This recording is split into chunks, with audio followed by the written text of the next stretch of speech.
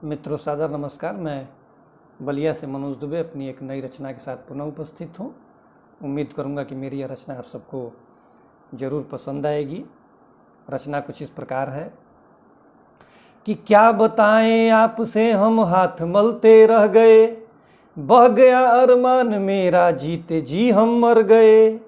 क्या बताएं आपसे हम हाथ मलते रह गए, बह गया अरमान मेरा जीते जी हम मर गए। भूख महंगाई गरीबी प्रेम मुझसे कर रही थी, एक होती तो बताऊं तीनों मुझ पे मर रही थी। भूख महंगाई गरीबी प्रेम मुझसे कर रही थी, एक होती तो बताऊं तीनों मुझ पे मर रही थी।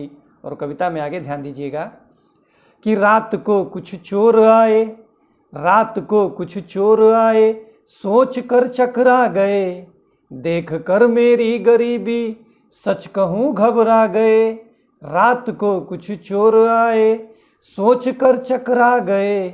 देख कर मेरी गरीबी सच कहूँ घबरा गए। रात भर वो खोजते सामान कोई कीमती, रात को भर वो खोजते सामान कोई कीमती। घर में थे दो चार कपड़े स्वच्छता से जूझती, घर में थे दो चार कपड़े स्वच्छता से जूझती। फिर आगे क्या हुआ कि तभी हमने लाइट जलाई, तभी हमने लाइट जलाई और रचना गढ़ चले। चार मुक्तक पांच कविता रात में ही पढ़ चले। तभी हमने लाइट जलाई और रचना गढ़ चले। चार मुक्तक पांच कविता रात में ही पढ़ चले।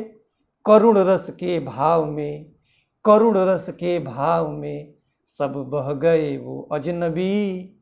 100 का नोट देकर ढह गए वो गजनबी। करुण रस के भाव में सब बह गए वो अजनबी। 100 का नोट देकर ढह गए वो गजनबी।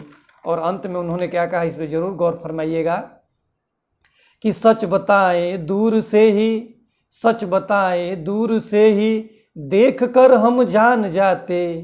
है कवि तू आजकल का, दूर से ही भाग जाते।